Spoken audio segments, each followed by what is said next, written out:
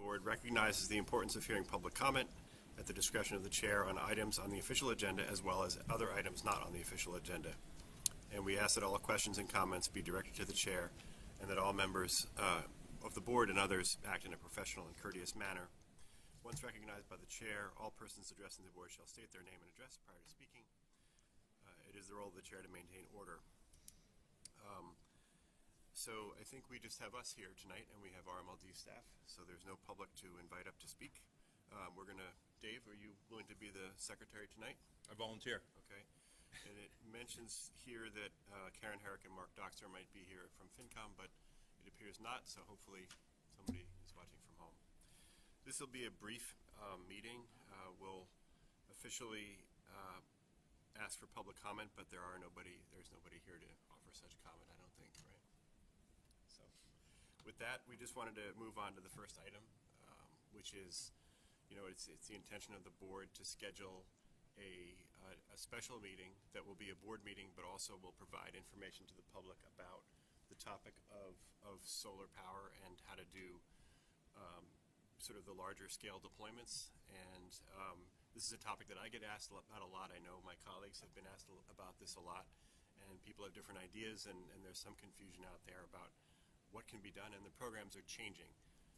So I just thought the idea came up from Colleen after we spoke about this at the last meeting, that why don't we have a workshop would be a good way to address this, have a board meeting that would be a short board meeting, and then the bulk of the meeting would be devoted to having a workshop where the public could come in, and then Chuck could explain, what the programs are, what RMLD can do, what isn't possible, and what some of the models are.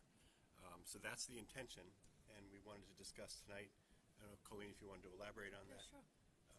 I think what we were thinking of is, you haven't voted yet on a June date, but if it's going to be June 20th, the CAB may tack on the same date, but possibly looking at a short regular session, just minor business, and then getting into this workshop. Chuck would cover like what is the existing community solar projects that we have, the changes in the state of Massachusetts economics on solar recs and how that's changed. He'd talk about some of the new concepts that him and his division are working on for solar gardens. We'd talk about the RFP development and who's responsible for that, the owners or us, the roof analysis, how that would occur, and then lastly, like the purchasing laws, we have to make sure that that's, and so that would be part of it. But we would want to make sure that the invitees included building owners, and specifically for municipals like DPW or people that can make decisions about, going up on the roofs and allowing us to do the analysis or working with vendors to do analysis. And to be clear, there'd be invitees, but it's open to the public. It would be a public Yeah, forum. but right, Okay. that, So but we want to target, right. Good. Okay. So that's the high concept, and I don't know if Chuck, if you want to address this a little more, or we can wait and do this. Okay. Yeah, Mr. Okay. Chair. Yes, Tom. So would it help, I don't know how much input we've gotten from the community, but, workshop I think is a good vehicle, but, sometimes people have questions that if they got served up, so I guess what I'm suggesting is maybe a pre-advertisement which says workshop's coming. If you have questions, submit them to Chuck Yeah. whenever. So that way there gives a little time for the RMLD to look them over and gets people thinking about it. That's an excellent idea. Yeah. So if you vote tonight to have the meeting on the 20th, we can have Joyce write up something on that. We can put several articles in the paper, Yep. like a series. Yeah, I know. Sorry, Phil. Sorry, Phil. No, traffic is terrible. Yeah. All we did was vote on stuff, so we Yeah. waited. Reduce the size of the board to 4. Down to 4. That's aggressive. Now we just have to decide who's gonna get voted off the island. So sorry, Phil, but we did start a little bit. We waited a bit. That's all right, traffic is miserable. It It's was raining bad. out. So, sorry, so Tom had the idea, we were just discussing the first item on the agenda, Phil, which is to schedule this, board meeting that would include a workshop Yep. where members of the public could come in and get an education from the department about current solar policies and roles of RMLD, answer questions, New concepts. new concepts, and just walk everybody through it in one open meeting. Any other questions or comments? Would there be other business that we normally cover in the board meeting, or would you say this would be just dedicated to this one topic? I think we would, if there's business to take care of, we do it quickly. Okay. And it will be a public meeting just like this. Maybe it'll be in this room. And we'd take care of business and then move right into the. Okay, yeah, sounds we good. Keep that short. I mean, I assume if you have purchasing recs to course. approve, you'd have to do Yes. that, right? But I just have a question with Tom, so you're saying if people have questions so if I put this in the paper saying this workshop's coming, Yeah, you want me to direct questions? No, not necessarily, but I thought it might be a good idea that sometimes people have a lot of questions, but they don't make the workshop, so you kind of lose that input. Or they Okay. may have questions or comments or feedback. I would assume it's always good to have some of that in advance, because then Okay. you can build it into your response. But you may not get a lot. I just thought that might be another way to. All right, well, build the we'll agenda. write the article for the paper in such a way and put it on the website that if, Yeah, and I think, just to add on to that, to give people, it's not you don't have to submit questions, you can come here and present the question Yeah, right. live as well, it's a Right. choice. Yes. Yeah. Yep. So perhaps, is there enough background material that we could put something up on the web in a separate folder that people could access and get a preview of what we're going to be talking about? And we could solicit their questions through the internet as well, as opposed to just coming here and Yeah. having a very large number of questions. The more we see or get feedback on it, I think Yeah, it'll be that better. was I sort of just the feel idea. like if we present it all, then no one will come, you know what I mean? Yeah, Like, it happens, yeah. so, Yeah, I like the idea of having the questions beforehand, so we get a sense of any areas of confusion or concern. But having everybody in the same room at a public meeting, then everybody's hearing and saying the same. The questions are being heard by all, the answers are being heard by all.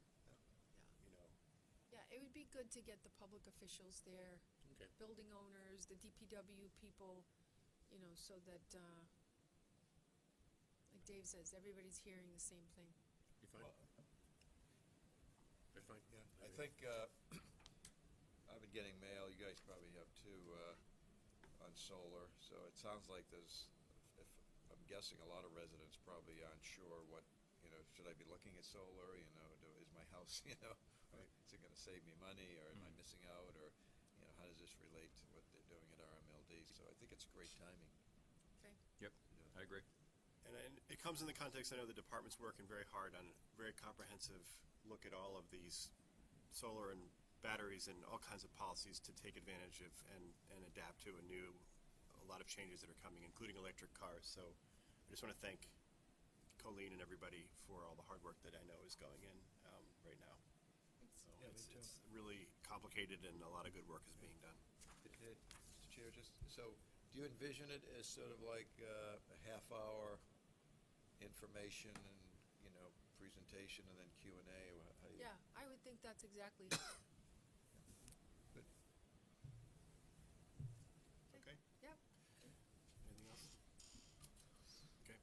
So did we want to decide that June 20th, we had discussed last time that June 20th would be the date of our June meeting. We already have a late May meeting scheduled. Normal time, 7:30 start Yep. on Yeah, June that's fine. 20th. Is that a Me, Thursday?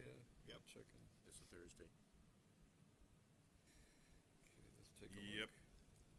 That works for me. June 20th. Do you want to start at 7 and then do the business first, and then do Sure. the workshop from? Yeah. Why don't we do that? That That's a good way, idea. We can schedule the workshop People for are coming in, 7:30. they're not listening to, so Yeah, right. 7:30 to Right. 8:30 is the workshop. Yep.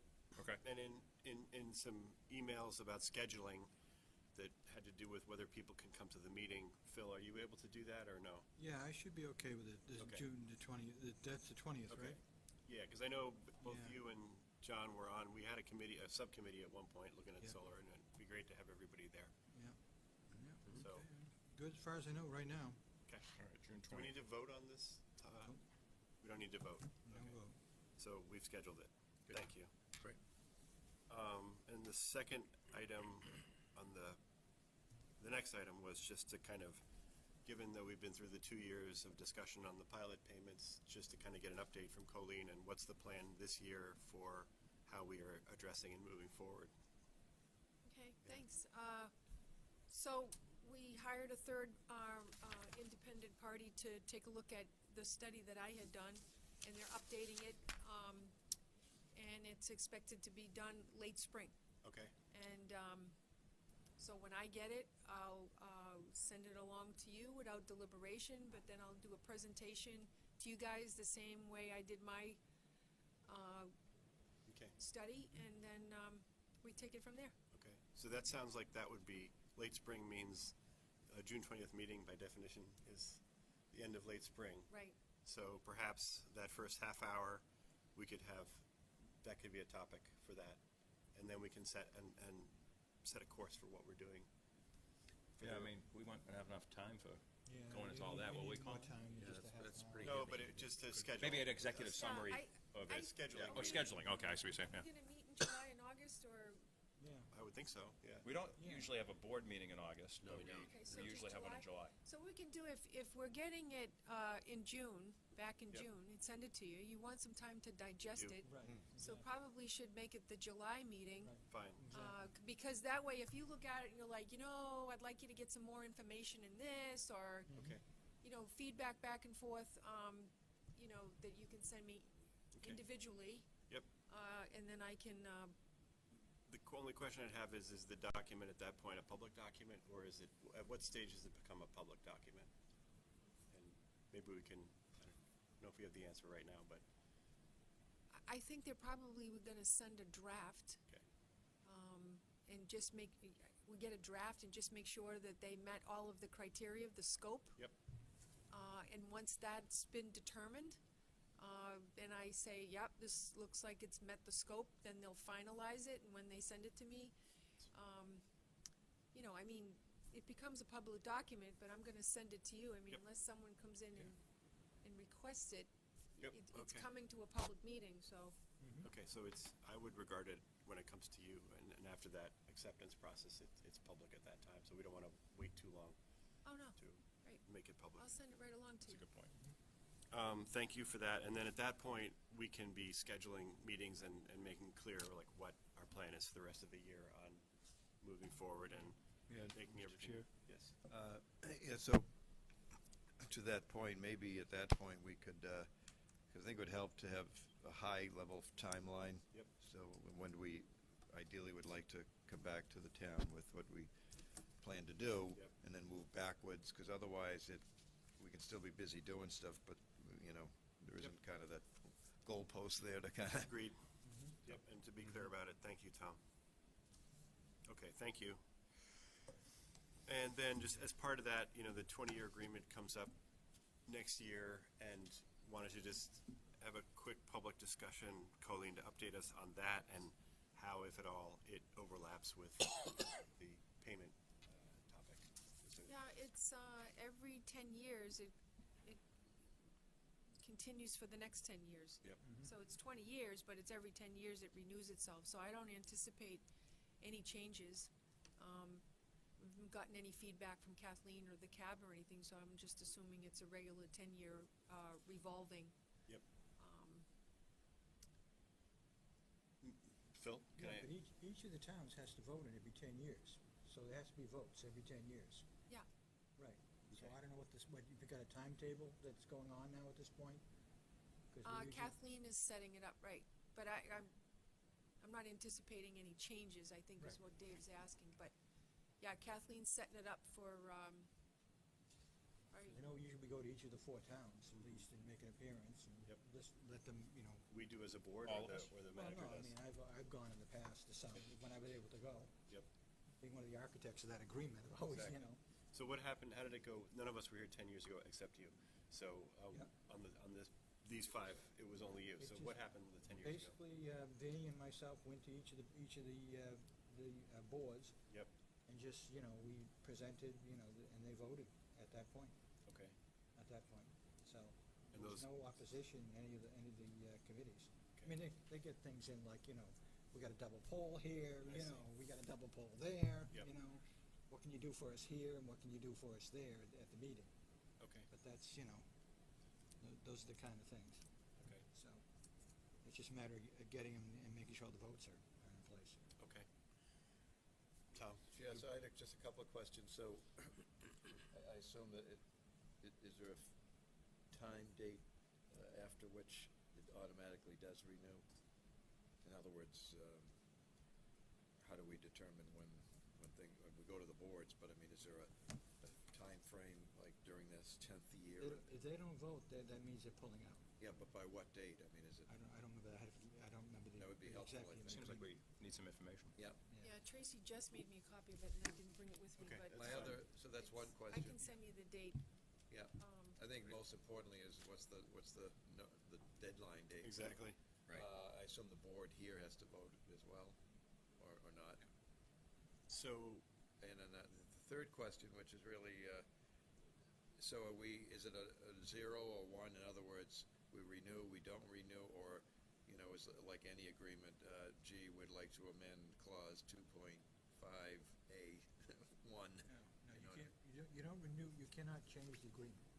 The agreement is you either agree that you have a 10-year period either to withdraw from the. So it says 0 or 1, either it's gonna go on, That's or. yeah, Right. so he's agreeing with that. Yeah. Yeah, So even 0, if 1. you decide to withdraw, it's gonna be it takes 10 It's a years. to 10-year withdraw. period. It's a 10-year withdrawal period. Right. So that's the way the agreement works. Where we can wind down the power. So each of the other 3 towns do an up or down vote? As does Reading. All And the Reading four- does the 4 too? towns. Each of the 4 select boards, whatever they call themselves these days, Yeah. has to vote on the agreement to continue. And that'll be stay in place for 20 years. Kathleen is okay. Yeah. setting that up, so she'll write it up and write the dates and Yep. Yep. contact the different boards of when we're going, and Okay. she'll provide the whole thing. Okay, Okay. thank you.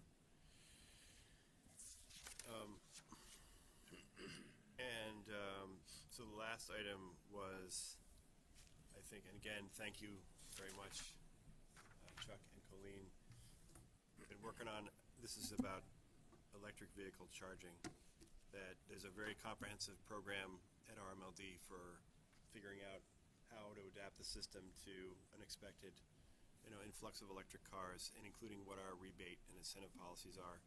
And one feature of it, and I'll hand this to Colleen again, is being clear that although these chargers that you see in front of like shopping malls and in front of RMLD that cost tens of thousands of dollars potentially to put in, people can put in something simple, whether you're a house or whether you're a business or a municipality, where for a few $100s, a equivalent of a 240 volt circuit a dryer type plug can become a car charger.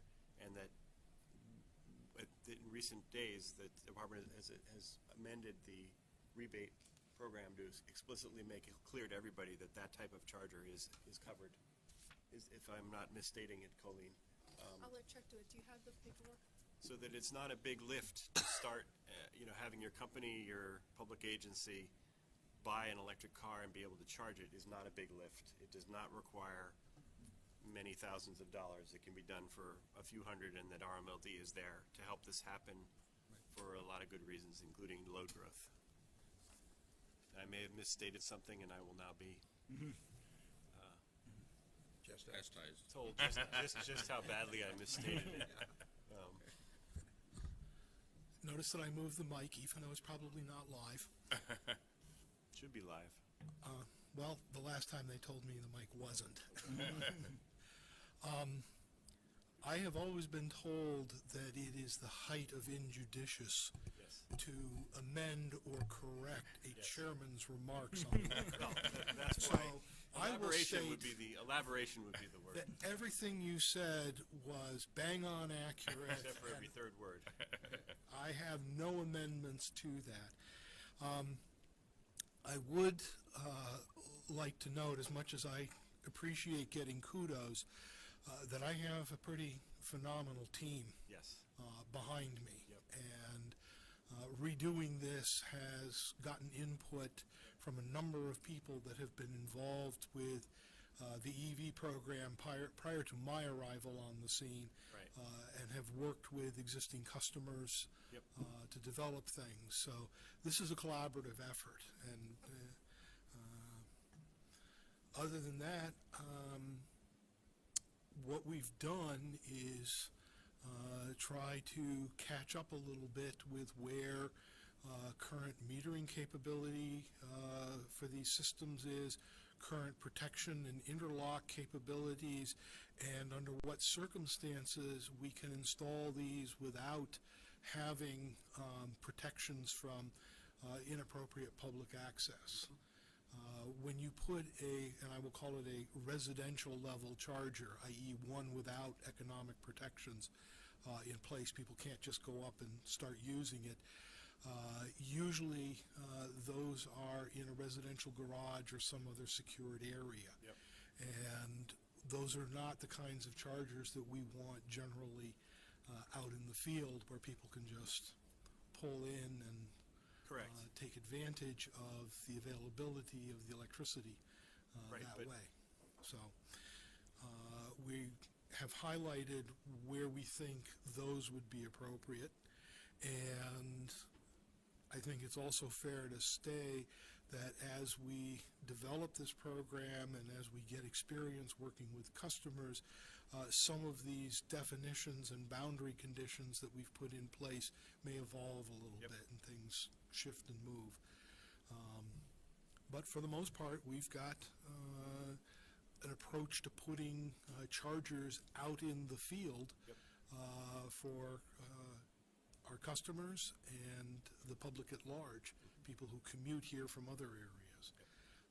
We are looking at locations that we can put chargers in each of the communities so that this is a broad-based application. We have other opportunities that are outside the scope of this program that we're also pursuing, so we haven't put a fence around this and said thus far and no farther. I guess the point to make there is that it's kind of dynamic, and it is also a piece of what we are doing. Correct. We have developed a scope of work to look at electric vehicles and how we incorporate those into our resource portfolio going forward. We have engaged the services of a contractor to help move that along because we're a little resource constrained, and we want those or aspects of those up and running for the summer marketing programs that are going on that are being coordinated with others. Yep. So Colleen gave me the sort of the overall parameters for that study, and if you would like, I'm glad to review those, and that's certainly your call. Yes, but there's just one kind of bottom line point that I just want to make sure gets communicated out to the public through us or through whoever, is that if you are somebody, be you a company, a public agency, a town, a school district, that it can be, if you have an area where you can charge a car that isn't publicly accessible, for only a few $100s, you can charge at the level 2 charger, you can charge an electric car and get a incentive back from RMLD, and it's not a big deal to do it. That's kind of the high level thing that when I talk to people and hear from people, and my colleagues do, there's a perception that, oh, there's no charging infrastructure. Oh, this is a hugely expensive thing where you have to have these kiosks, and it's a planning and zoning issue. Yes, it is for those types of things where you're paying and swiping, but if it's behind in an area where it's protected and it's your property or your garage, if it's a company or a town or whatever it might be, you can get up and running very quickly for a few $100s by your existing circuits and equipment that you can buy off the shelf and for which you can get a rebate from RMLD. Is that? That is accurate. Okay. That's the piece that I'm not sure is widely understood just because it's widely. And Karen's, thank you, Karen, for coming. Like a couple months ago, I didn't know people in town were just plugging into regular. Yeah. You can speak, by the way, it would be great to have you come up, but you do have to come up and sit in front of the microphone, otherwise nobody can hear you out there. It's fine, it's fine. That's all. That was kind of the very high level. That is. Superficial and, idea that I wanted to get across. For those people that want to do fleet Yep. EVs, whether it's school buses or other municipal vehicles, or even somebody who runs a courier service. Yep. We also offer fleet management programs. We've incorporated that into what we're doing. Yep. And we have opportunities to put public access chargers where people can pull in and charge. They are fee-based, so that, Yeah, we heard, and you described that at an earlier meeting, I believe. yeah. Yeah. So we think we've got something for everyone. You do. In what we're doing now. Yep, you do. And that's the part that it was just making sure everybody out there knows that, is all. Mr. Chairman? Bill? Yeah, at our last meeting, a company name came up, Volta Industries, Inc., so I went out and did some research on it. It's a Delaware company, headquartered out of San Francisco. They actually, on their charging stations, they actually sell advertising. Correct. And a lot of them on the West Coast, out of California, more out west. The one that I saw on the website is they're proposing to put one at the Natick Mall. So And- that's looks like a very solid company there. It's obviously, what's a Delaware company, it's gonna go public at some point. I'm sure that's what the goal is. I can speak to that. We have had 2 meetings with them. We have another one scheduled for tomorrow With that company? with that company. We are looking at bringing them in. They are very interested in gaining marketing access to high-traffic areas, and they are using EV charging, which then goes close to entrances right outside handicap zones as their access point. So they offer 110-volt level 1 charging, and they offer, and they use advertising space to sell that. Our conversations with them have been, tell us what you need to be able to come into this area, and we will look at what we can do to facilitate some of that. Signage requirements that they have to meet, whatever. Part of their program is that the offer to a municipality in which they locate is that there are public service announcements that are included on the boards there. So we are working to secure those, put those in high visibility places, and then get them on EV charging app maps so that people can find them. Are they only level 1s? They only use level 1 chargers. So they're kind of a trickle charger. They expect that people will use 5 to 10 kilowatt hours. They're not trying to be an EV quick recharge location. Right. That's their marketing tool. Part of the discussions with them may be whether they can incorporate a level 2 charger, and whether wherever they locate them is interested in supporting a higher level of kilowatt hour purchase. So there's trade-offs in the program as we go. Right. Just for everyone's edification, can you explain, Chuck, what the difference between level 1 and level 2 is? A level 1 charger is a standard 110-volt charger. It is called a trickle charger because it runs the lowest recharge rate. It's about 5 kilowatt hours an hour. If you do a level 2 charger, it's How long would it 240 take volt. to charge a car at that level? Depends on how much you run it down. And I'm not Say- trying to be confusing, but if you drive a round trip 50 miles and you use 20 kilowatt hours, it would take 4 hours to recharge the battery. Thanks. Okay? The level 1 charger draws like 1,500 watts and adds about 5 miles. I have one in my house, and it adds about 5 miles of range in an hour. A level 1, and it draws about 1,500 watts, so it's 1.5 kilowatt hours an hour. So it's like a hairdryer. It's like a hairdryer. A level 2 charger is about 4 times that. It's a 240 volt circuit, and the ones that at whatever the amps are is 6,000 watts that it's pulling, and it'll add about 20 to 25 miles of range in an hour. So, and that's the one that's going to help load growth. If you're running into the mall and all you have is the level 1, and you're in there for half an hour, you're gonna get like next to nothing. You're gonna get like 2 miles of extra range on your car. You'd have to leave it there for hours. And RMLD doesn't get much. Not really. Right. The level twos is where the consumer, if they're going into a store and they're in there for an hour, then it's noticeable. You know, you get 20 miles of range out of it. But the level ones is what I have in my garage, and it's a 10-hour thing overnight to get 50 miles of range added. And it's kind of so I'm just saying the level twos are kind of the sweet spot. The superchargers that you hear about that charge in 30 minutes they're almost non-existent. There's a handful of them. There's one at the Nissan dealer in Woburn, and that's it. And Is that a level Probably 3? Tesla dealers too. Tesla dealers, yeah, it's called a supercharger, and those are like DC. You know, if you touch it, you'll explode. I'm just saying, if you a short circuit for that, it looks like a mailbox, and it's this humongous plug. But there's only a handful of those in the whole region. So really, level twos are the ones that, if it's around in the public spaces, is the ones that really helps the electric car driver get some noticeable charge in a time that you're in a supermarket. And it's also the ones that would help us with load growth, because it's pulling 6,000 watts at a time, not 1,500. So this is a great model. I just think that the level twos are better. The level twos are better. Yeah.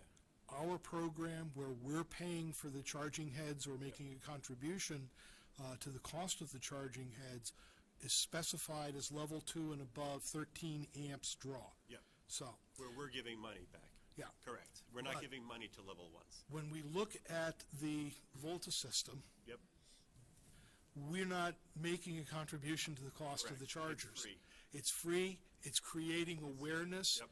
And from my perspective, the benefit that we get from that Yep. is building a supporting infrastructure for EVs coming in. Agreed. Not necessarily building huge kilowatt hour Correct.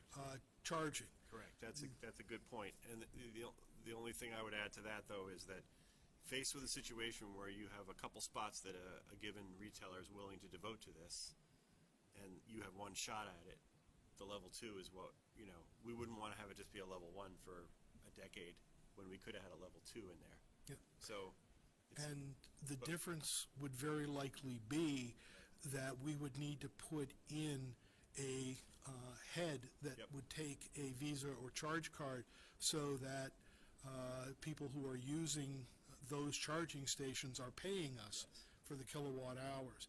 The way the Volta system works is it is behind the customer meter, so the shopping center or paying for the wherever these are electricity. located are paying the additional cost they're of that. paying for it. So there are trade-offs in Exactly. all of the steps that we take. And to your point, that means the customer who's pulling into the shopping mall, this is Volta thing's free. They're getting free. It's not much, but it's free, which is great. The other one, they're getting a good amount, but they're probably going to have to pay. Although in some cases it's free. Like the shopping malls do put in some of these level 2s, and it's free. Like Whole Foods up in Linfield, it's level 2. If you can get it, it's free. And Whole Foods is one of Volta's partners in This one's implementing this. This one's a charge point, and it's a level 2. Yeah. The one in Linfield, so I don't know what else is going on. The other benefit is that if we can put out a number of these units, then we can go into other locations that wouldn't qualify for this. Yep. A couple of the ideas on the table right now are skating rinks and golf courses, Yep. where, And they might right not near have the club drop, you put a couple of these units. Yep. That's a And great one, because they're there for a few hours. they're there for a few hours, they're going to recharge, but it allows us to put them there instead of having to make a choice to put them someplace else. So we get a lot more bang for our buck in Yes. terms of trying to get the program going. And you're right, over time, we don't need to stick with a level 1. Yep. That's all great. Sorry. A quick question. The level 2, it sounds like in those cases, it won't be free for most people. It'll be a charging station. Yeah. How much would it cost for an hour of charging, ballpark it, at level 2, Level 2, on somebody's credit card? the easiest way to explain that is that we calculated a parking fee if somebody is using that space and not charging. Yep. Vehicles charge at different rates, but we figure it's about $2 an hour to have that space sitting there. And that's the price that we have designed into a program. If somebody's sitting in that space past their charging window, plus a grace period, we then will charge them $2 But the an electricity is only $2 for an hour of charging? Well, it's not just the electricity. Okay. It's also the cost of the head, the wiring, Yeah, and then, Cost of the depreciation and everything else, yeah. okay.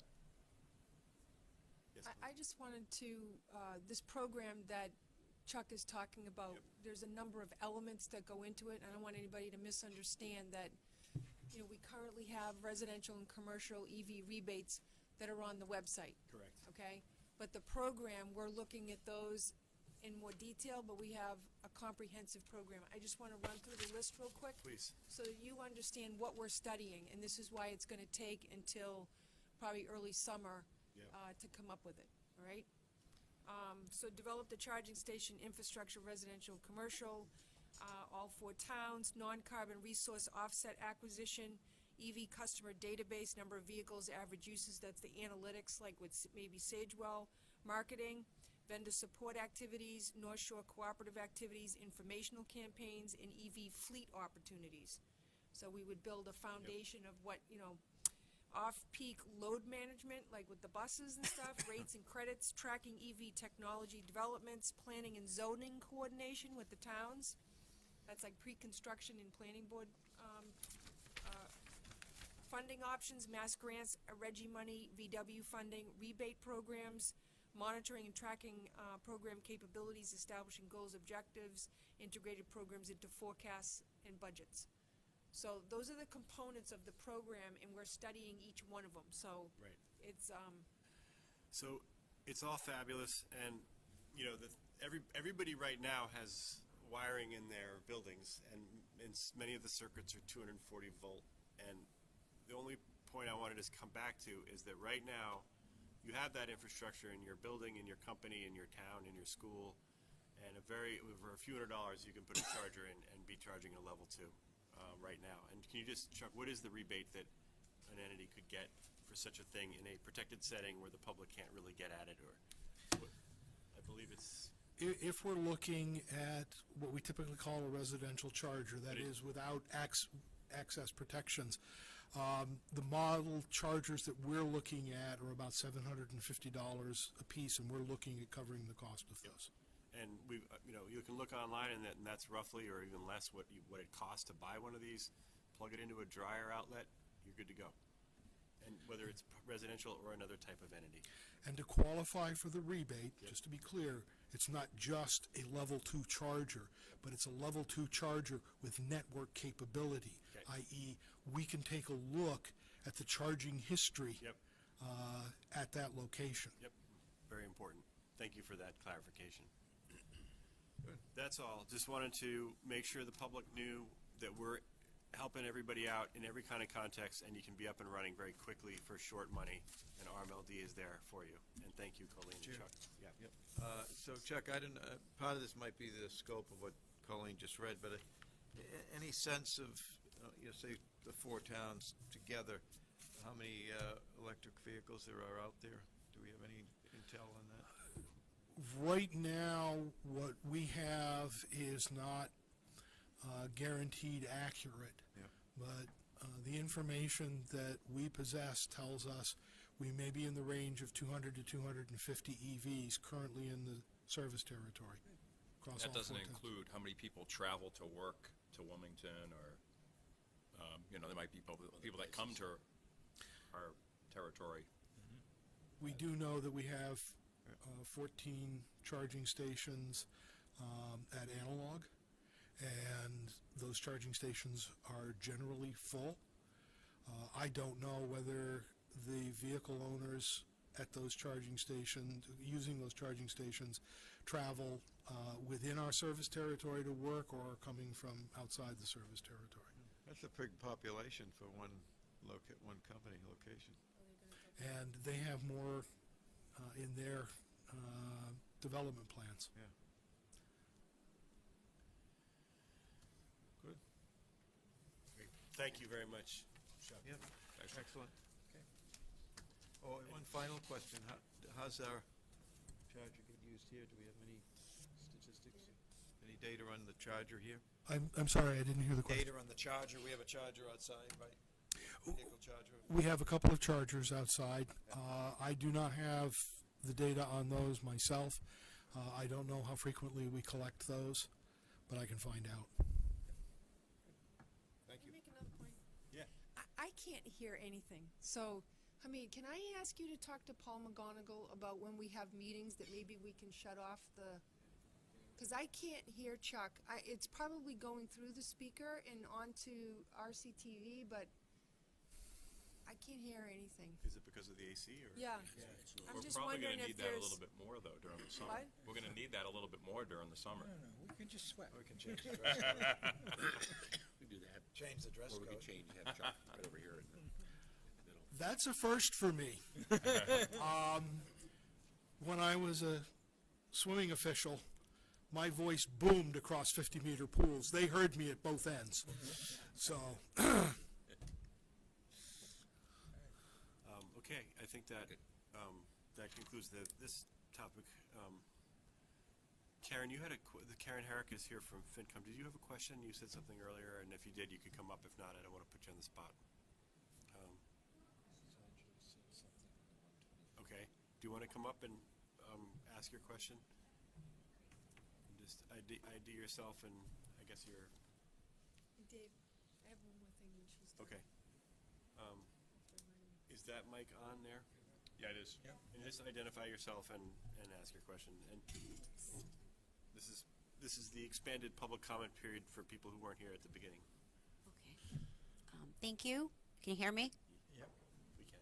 Okay. I'm Karen Herrick. I'm a resident of Reading, and I'm a liaison from the Finance Committee. And I was under the impression, I'm actually not going to expect an answer tonight, but I've been doing some research on green communities, and I had a conversation with our northern area rep from the MAPC, Municipal Area Planning Committee.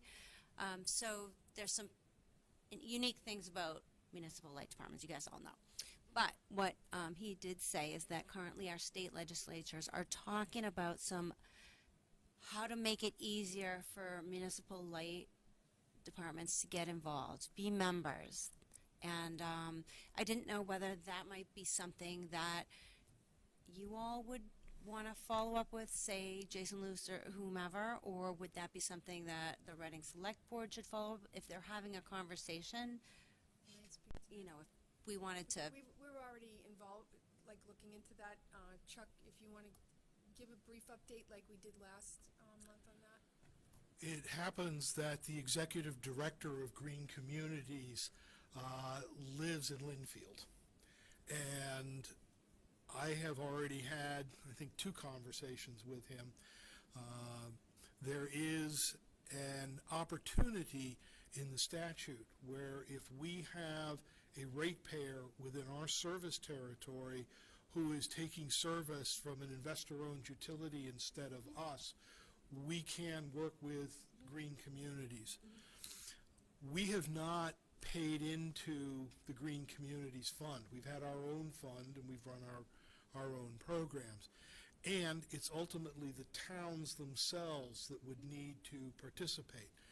But our discussions have been how we can do some joint ventures with Green Communities to get access to Regional Greenhouse Gas Initiative, RGGI funds, and the Volkswagen settlement funds. So we are working with them to do that. We have to make sure that what we do with the municipalities in our service territory doesn't conflict with other things that we're trying to do. So as long as we can meet what Green Communities' objectives are and what some of our objectives are, then we're open and actively working to a joint relationship. Okay, thank you. That is, that's pretty much what the rep said.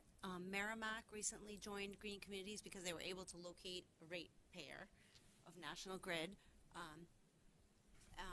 It's just that little extra thing that he said, hey, at the legislature, they're talking about other, if, he used the word loophole. I don't like the way it sounds, but he phrased it as a loophole. He said they're talking about other loopholes, but for the future. I used statutory. Yeah, okay. Construction as Statutorily opposed to allowed loophole. processes. You know, But, yes, that is what we're working on, and I have been in conversation and continue to do so. Do you need any support from the member communities for the legislators? Legislators? At this point, I don't think so. What we're going to have to do is take some of the ideas, and it may be some get-started kinds of projects, to each of the communities. And then each community is going to need to make its own decision. We can't speak comprehensively for all 4 communities. I know that Linfield is extremely interested in that package. I believe that North Reading has expressed some interest in that. I have to go back to the other communities and find out exactly where they stand, but we would take what we want to do with them as a program to each community, and they can say yes or no to that. Okay, because there is, Ms. Herrick? there's a little line item. Just a quick point of order, like. Sorry, I'm sorry. happy to have the conversation go on. From a formal perspective, it doesn't really matter Sorry. tonight. The questions go to the chair, and then we go from there. So, do you have any more questions or comments? No, I don't. Thank you. It's fine. Thank you. And then I had a question for, and then feel free to follow up, but do it through the chair. Thank you. I'm sorry, I just have to, No, go ahead. Chuck, a quick question for you on this. What is it that the town select boards would need to do? Did you check with the chair on that question before you passed? We just have to, I mean, Here we go, Vice Chair. I have not explored that with green communities. That is a relationship between green communities and each of the towns themselves. I do know that we are relatively unique in that we serve outside of our own town's political boundaries and jurisdictions. So in the other municipal light plant service territories, they are pretty contiguous between the municipal light plant and the municipality. Yep. So coordination is much easier for them. But what you're asking is something that green communities would have to go to each town with, and I assume that we would be available to participate in those discussions and talk about how that works from our perspective. Dave, can I add a comment? And I said this last time, I just want to reiterate this. We do not pay into this. right. Okay, and if we have one customer that's a National Grid or Eversource, it does come under the loophole. Chuck mentioned that there's some Reggie funds and things like that that are in there that did come from municipal funding. This is why we want to be careful when we're evaluating what partnerships or collaborations we can do with them. We don't want to get into a membership that is forever, and we're already collecting, certain energy conservation fees in our rate, and then have them come back and say, well, if the IOUs are paying in this percent, we want the municipals now to pay in. Right. I have Understood. to make sure that I understand what we're doing Yep. clearly before we go forward. Thank you So, for that. and, yeah, because like in Linfield, the mayor was in Melrose, so they had an IOU, and it was very good for the town in order to get green community funding, but Yep. now we're in kind of a little bit of a different scenario, and I just want to make sure that I look out for the ratepayers if we Agreed. were to sign up for a membership. Agreed. Does that make sense? Yep, the only question, remaining question then, Chuck, would be, is there or isn't there something that the towns, as their select boards, need to do to avail themselves of something in this area? I don't know the answer to that Fine. tonight. That's something that's going to come out of the discussions that we have. And once we come up with a program or a project where it would be a combined and mutually beneficial activity with green communities. We would then take that to each of the individual towns and work from there. Okay, thank you. And please, if you have another question or comment, just, No, thank you, Mr. you Chairman. all set? Everything's- Thank you very much, thank you. Good? I think we're good. Yep. Any other discussion Yeah, tonight? I had a quick, so this year is 125 years, Oh, yes. Yes? and May 20. Bill's been here for Bill has all of been them, here I all think. 125 years. And so it's actually May 21st. Yep. So I sent you a link today. Joyce put together this very cool video, so you can give me some feedback on that. We've changed our logo, so take a look at that.